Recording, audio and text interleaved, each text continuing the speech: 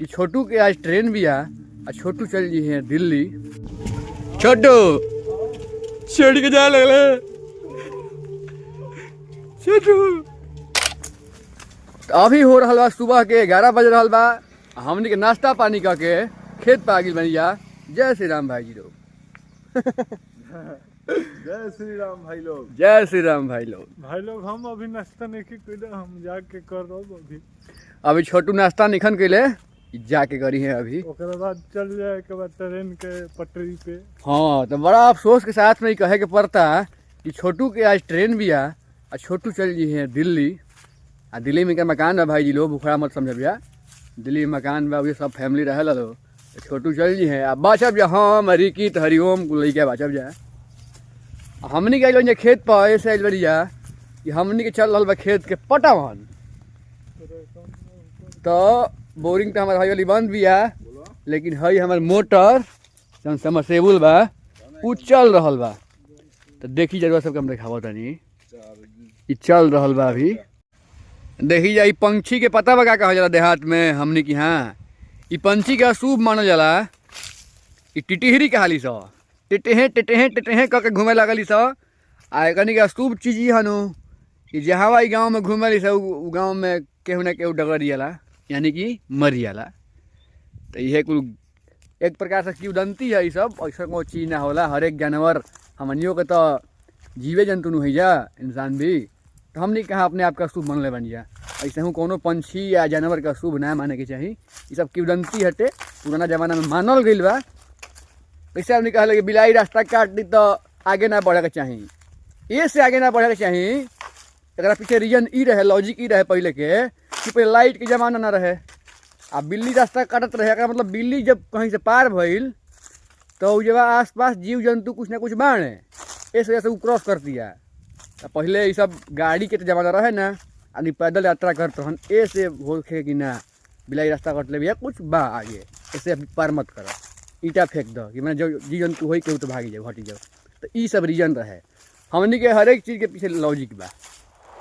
चना के साग तब खाए लायक हो गई भाई जी लोग। अब लागत तक आवे के पड़ी नमक मिर्चा लेके खाए खाती चना के साग। काकि हमरो अब रहे के बा ना गाँव में। कुछ दिन में हम निकलब भुवनेश्वर।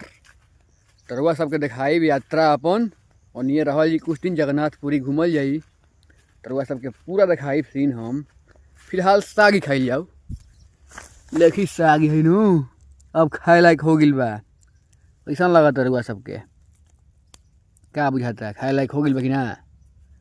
अगर हो गई बा तो रउआ सब आई जा, खाई जा, मजा करी जा। जन बॉक्स बानू एकरा के देख के साला पहले के दिन याद आवेला बचपन के। पहले पंपी सेट होत रहे भाई जी लोग। 5 के इंजन 10 के इंजन होत रहे। जे भी देहात से बिलोंग किले वो जानता। और ओकरे के ढके खातिर लॉक करे खातिर होत रहे। एकरा में सरिया एगो होत रहे, उस सरिया लगा के ताला मार दिया जाता रहे। हाँ पाइप कितना दूर गई बा हमने के देखी जा। ये जगह से लेके सीधे गई बा होन एकदम जने बोरिंग लौकत तो सामने घर जी सानू उने तक गई बा पाइप हमने के। तो अब खेती कईल आसाने हो गई बा एक तरह से कहल जाऊ तो। पहले लेखा झंझट बा हो ना। पहले रहे कि हैंडल मारा तनी, डीजल लेके आओ तनी, डालो तनी, पानी छोड़ दल रे, हई हो गिले हो गिले 10 गो टेंशन। अब नहीं कि अब सीधे बटन टिपला अब पटवन शुरू हो गई बा। ऑटोमेटिक मोड पर सेट बा। लाइट कटी तो कट जाई अपने आप, और फिर लाइट आई तो ऑटोमेटिक चालू हो जाई। तो ठीक बाटे सिस्टम ही कूल। अब ऐसे क्या होता है कि किसान स्मार्ट हो गई बाड़े। अब उनका कोनो दिक्कत नहीं खे होत। ये लो हम छोटू से कहनी है कि अब तो चल जी बा दिल्ली, तब तक साग ही खा लो ना छोटू। खा लो लेकिन तू खाइए लो साग।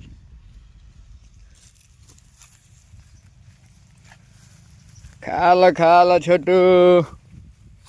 तो हमनी के भाई जी खाता नहीं साग।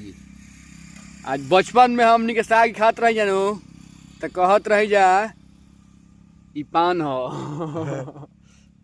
क्या मुँह में लेके ऐसा ही चबात रही जानू। तो देखी जा ये साग है पान।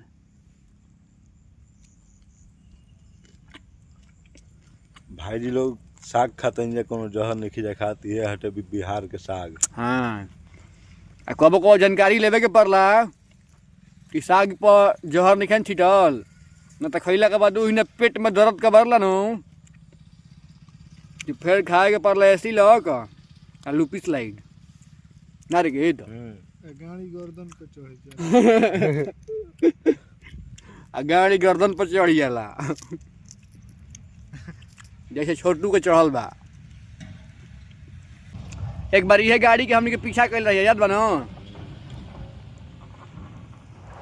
इतना हत्यारा बानू ये चॉकलेट ले रही है विदेशी चॉकलेट ओकरा खाए खातिर हम भगनी है सिंघम स्टाइल में दौड़ के आ कालर धरे के तुम रेटिए धरल सा पूरा बकटा आ गिल बा हमार एकरा लगा हत्यारा के मिली बुखारा दलीदर का जने कहवा से आ गइल बा बुखारा जिए तरी तोरे खाई खाती जियते तोरा मान लो हम ऐसे कर देती अगर मम्मी देखती नु तो मारिए रहो तो होगा मत रहो एकरा से बढ़िया तो है ही बाड़े देख ले हम सब अपन काम करते रहे बेचारे काम करता रहे खाता रहे हाँ इस तरह छीन के खाता हम तो दलीदर पेट पे आ गेल बनी अब हम पेट पे आ गेल बनी इकुल पेट पे आ गिल बा तो गली गली घूर उठा के खा पपरा त भाई अभी यो ले रे पपरा त देख ब्लड आवत लाग गइल लाम आवत नहीं ब्लड तो दौड़ कहीं नहीं पर हमरा ना यात्रा लगी नाखून बैठे हमरा लामे लाग गइल बा अच्छा तहरो दवाई हम दे अभी खून का बदला खून ना ऐसा ही तो उगा के मारा खून को खून चॉकलेट हमार सरवा भागतो हम ही बानी ना खूनो हमरे पर लागल हमार लाख फायदा खिला के एगो हई लिगा बेचारा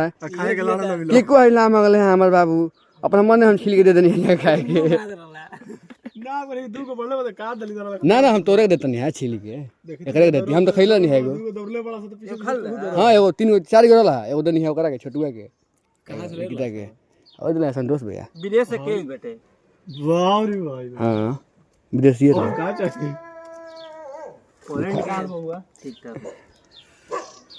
अब कहाँ छे पोलैंड कंपनी रहला पोलैंड कंपनी है ना मेड इन पोलैंड रहला है हां तो उहे कंपनी के नाम तो पढ़े नहीं नइला अरबी में रहला हां तो अरबी रहा दुबई के माल रहला दुबई का था किंग दुबई किंग देख लिया छोटू छोड़ के जा लगले छोटू छोटू छोटू छोड़ के जाए लगले तक कनिया भाइयो तक ना ए छोटू जाए लगले तक ना रोवे लगे लगले छोटू अब छोटू मत जो कोई से तोरा भी रहो भैया छोटू आगे से तोरा के दिखावे दो छोटू जाए लगले मत जो ना छोटू अमृत भारत जिंदाबाद अमृत भारत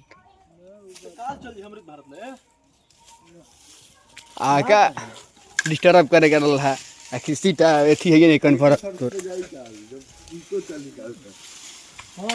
हाँ चल चल जो इको जाई फ्री में जाई तोरा खाती अब कल चल के वापस छोड़ दियो मेरे भारत में अब बोल छोटू छोटू बोल क्या कहना चाहते हैं आप बताइए क्या कहना चाहते हैं कुछ नहीं छोटू रोगी सब भैया भैया अरे भैया भैया भयो रे भयो भयो रे भयो तो जाता रे मत जो रे भैया बा छोटू दो शब्द हां बोला दो शब्द बोला का चीज जाए के मन करता एकदम एकदम आँख में आंसू आ रहल बा जाए के मन करता है का ला एगो तो मेटवा गिरा धर के गिर गई मेटावा